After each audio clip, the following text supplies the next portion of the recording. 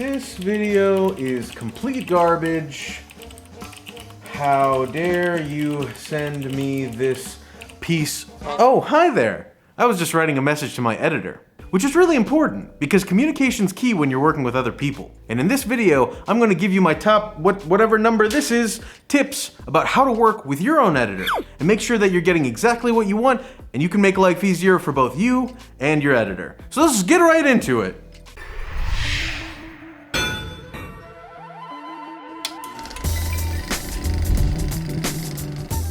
So I know a lot of you out there might be thinking, Keon, the videos on FrameForge are so good, you must be such a good editor. Well, guess what? You're wrong. In 2020, I only edited a handful of our videos, and the majority of them were handled by our amazing editor, Lucas Schatzberg. And we realized early on that it's going to be really important for us to communicate with him so that we can get videos out on time. We only take about a week to make a video. And we realized early on that we need to make sure that our workflow was absolutely perfect so that we could get videos out as quick as possible. Because we rolled them out about within a week, and it sometimes only takes a couple days for us to make a fully produced video. So we have our workflow down to a perfect little thing. I didn't think of a word to say there. And by now we have a pretty good workflow going. So I thought it would be a good idea to share some of our tips with you about how we make our videos in such a short period of time. Starting with number one, which is learn how to edit yourself. Now I know this might sound a little counterintuitive because that's the entire point of getting an editor, to offload some of that work so you can handle some other stuff. But if you learn how to edit and learn editing vocabulary, then it's much easier to communicate with your editor. That way you can communicate exactly what you're looking for because you're speaking the same language. It's even better if you learn how to edit in the same program that your editor uses. I personally like the Adobe suite because a lot of the apps kind of meld together and work with each other, so I use Premiere Pro. And though our editor has access to Final Cut, DaVinci Resolve, and Premiere Pro, we both like to use Premiere because I might be able to work on something and then send it over to him and we can pick up exactly where the other person left off. And you don't need to use the same editing software as your editor. You just need to know some general ideas about editing so that you can communicate better with your editor. So it's a really good idea to pick up Windows Movie Maker or OpenShot or DaVinci Resolve, which are all free editing software. And in a week or two, we're gonna roll out a video about commonly used editing vocabulary so it's easier for you to communicate with anybody about what you wanna see in an edit. Even if you're not working with an editor, it's good stuff to know if you're ever on a film set or you're just watching a movie, you can pick out some things that the editor did. So stay tuned for those, hit subscribe or whatever, hit the bell icon, you know what to do.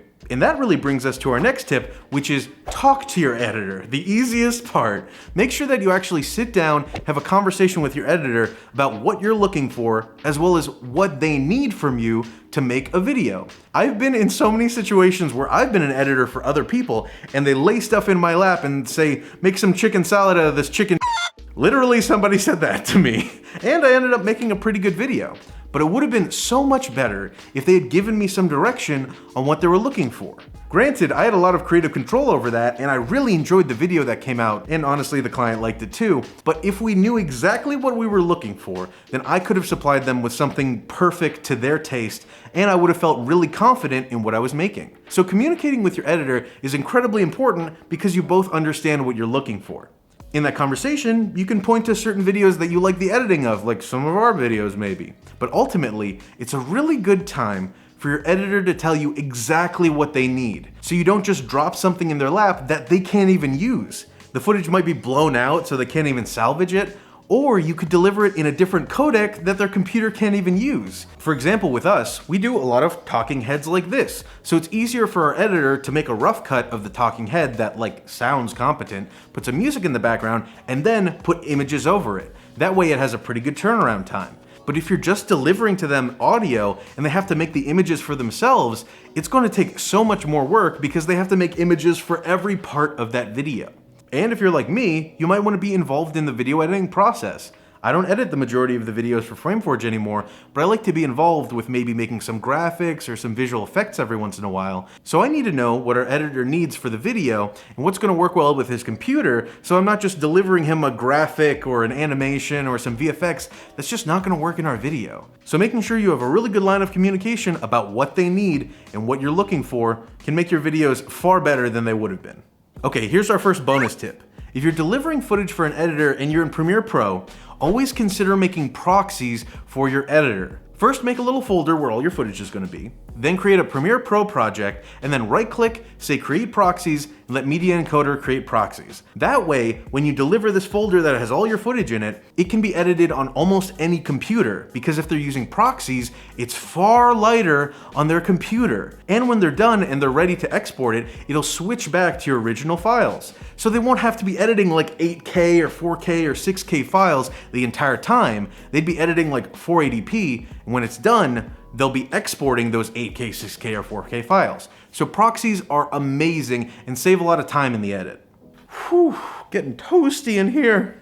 And now that I mentioned stuff that's going to make it a little bit easier for an editor, another thing that is definitely super important to give your editor is any assets that you're used to using. Let's say that you make an intro graphic like the one we have for FrameForge, or you use a certain type of music, or there's a font that you like using, or logos. If you give all of that to your editor, they can start to make a video that's very similar to other videos you might have on your channel, or will fit that kind of brand you're looking for. I don't know if that's the right word to use, but ultimately it'll blend in with the rest of the stuff that you're making. So I highly recommend making a little folder either on your hard drive, or if you're using a cloud service like we use Google Drive, make a little folder and put any assets or any music, fonts, pictures, intro graphics into that folder and just send that over to them so that they can immediately apply that into your videos and have a consistent look for all of your videos moving forward. And another bonus tip is a stock video or stock audio website. That way, if you're working on a project and say, hey, can we get some video of somebody playing basketball here or some peppy music, they can look it up and apply it right away. And I know not everybody's that trusting, so another bonus tip is to use a cloud storage service like we talked about earlier, like Google Drive or Dropbox. That way you can just download the stock video yourself, upload it to that service, and send it over to your editor. Or if you film like an insert shot or something else that you want to put in your video, you can just record it, put it up on Google Drive, and send the link to your editor. So for us, Google Drive and Dropbox are super valuable for us. We use them basically on every project. And that way, when your editor's done editing, they can send you the rough draft in Google Drive or Dropbox, and you can view it pretty quickly. Who's calling me? Hey, Mom.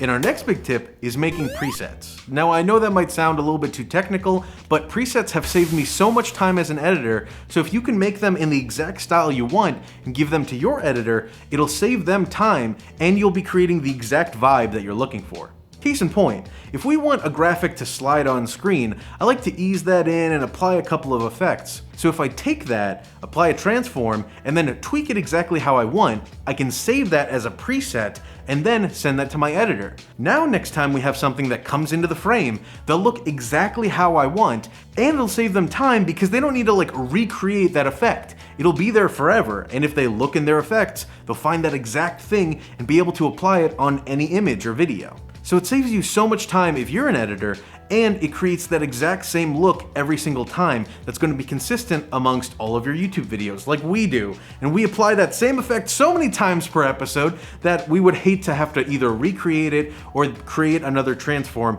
and then copy paste that onto all the other clips. So it saves us a lot of time, and it'll save you so much time if you just learn how to make presets and start making them for yourself and keeping them in a little library.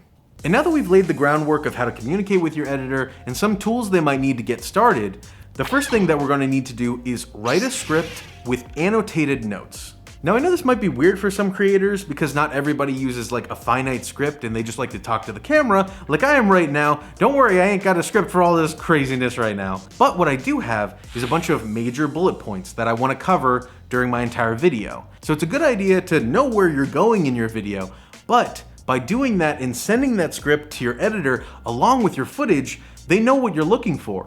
And if you make some sub-bullet points of what images you want during those sections, it makes it easier for your editor to try to assemble that during the rough cut. So while your editor is assembling the rough cut of the video, they might be able to put in some of those images and you both can get closer to the final product sooner. And it makes it easier for you to communicate with them if they're on the right track or they need to like kind of pivot to get to exactly what you're looking for later down the line. And like I said, your script doesn't really need to be that detailed. It doesn't need to be exactly what you're talking about, but if you have those broad notes about what you're going to be mentioning, it'll be easier for them to think about how the entire format of the video is going to look. And now that I mentioned bullet points, it's time for me to talk about my favorite part of working with an editor, which is notes. and every editor is cringing right now because it's really rough getting notes sometimes. But I break up my notes into two major sections, which are general and time code. Now, general notes are pretty simple, which is a note that's going to apply to basically the overall project. Like maybe some of the music is too loud, so asking them to lower it by a couple decibels. Or maybe some of the footage needs a filter over it or a color grade, so asking them to apply that over the actual footage itself. And sometimes that's all you need. I've actually worked on projects where some people would just send me like a text message that just has 3 major notes in it, I'll apply them, and then they're pretty much happy. And I can't stress this enough, that text messages are fine, but if you can make a document or a Google Doc or something that you can send to your editor, that is 1,000,000 times more useful than them trying to wrangle all the text that you sent back and forth and apply all of those edits. You know who you are, you're probably watching this video. Stop doing that, just make a Google Doc, it's not that hard. And that way, you can actually organize exactly what you're looking for, and something that our editors started doing is checking them off and just doing a line through them, and now we know exactly what's been applied. And it makes it way easier for them to keep track and for you to keep track of what's been done. But that's just general notes. And honestly, if you want your editor to have more creative freedom, general notes are really a great way to go. Just make sure you're not doing that thing where you're like, could we make it a little happier? Just make it more happy. But if you can tell them a little bit more specific stuff, that's good, which gets into the time code section. Now, I have, unfortunately, a really bad disease, and it's called micromanagitis. I unfortunately love to micromanage some edits because I know exactly what I'm looking for. I've edited some of our earliest videos and I know exactly what I want them to look like. So it's easy for me to ask our editor, hey, can you move this cut a little bit over here? Can you fade the music a little bit farther back? And it's easy to do with time codes. Just make a bullet point, and then the first thing should be the time code number, like 00 or 1 minute and 28 seconds or something like that, and maybe a range, like 1 minute and 28 seconds to 1 minute and 38 seconds, and then put a dash in whatever your note is. If you have multiple notes for that time code, just make another bullet point underneath that one and just make a couple more bullets of exactly what you want at that time code. This can definitely get a little bit too micromanagey. I try not to do that, but overall, if there's definitely something that you're looking for and you want it to be very specific, make sure to tell your editor that. And make sure that you're using your editing vocabulary that we'll do in a future video. Stay tuned, stay subscribed.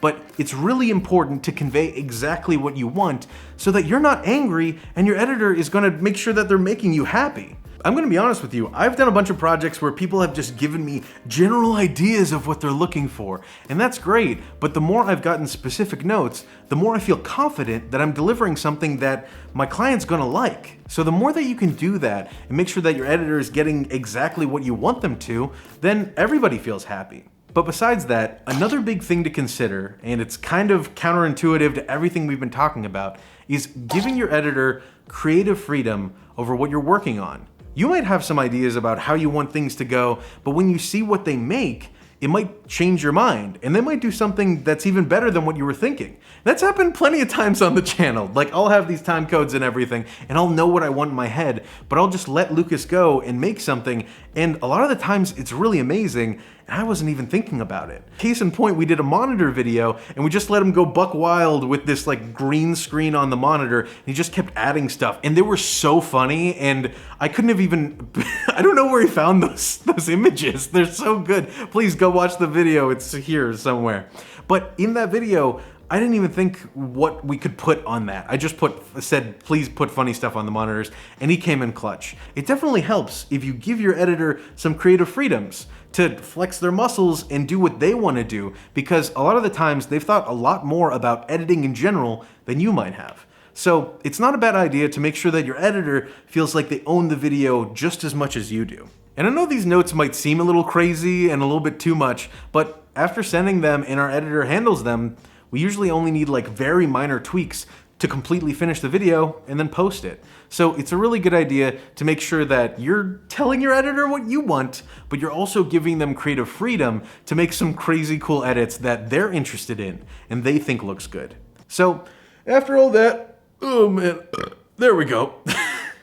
So like I said, It's really important for you to edit some videos yourself, so you know how hard the editing process can be, but also so it's easier for you to communicate with your editor. And then make sure you're communicating with your editor so that you're giving each other what you need, so you're not getting hung up on maybe having the wrong kind of video format or your video being blown out and unusable. And then make sure that you're supplying your editor with as many assets, stock footage, any of that stuff that'll make it easier for them to pump out a video without asking you for, hey, do you have this logo? What font do you use? What color scheme do you like? If you can just give that to them up front, it's much easier. And if you can make some presets, or actually you can download some from some stock video websites, then it's easy to apply those to your videos and all of them to look consistent and clean and not have to remake animations every time you make a video. I used to do those for our early Star Wars videos.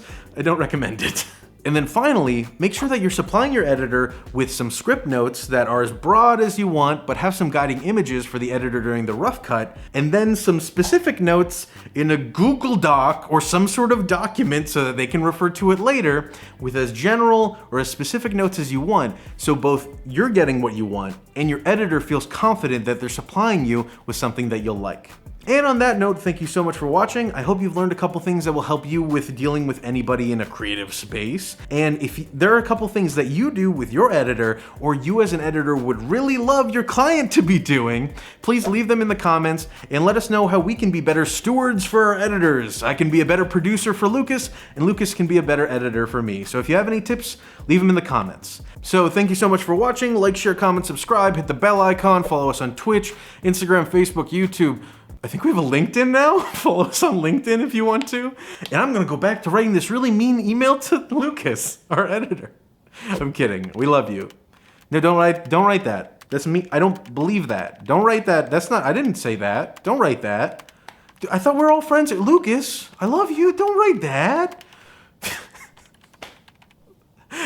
Good night. Goodbye.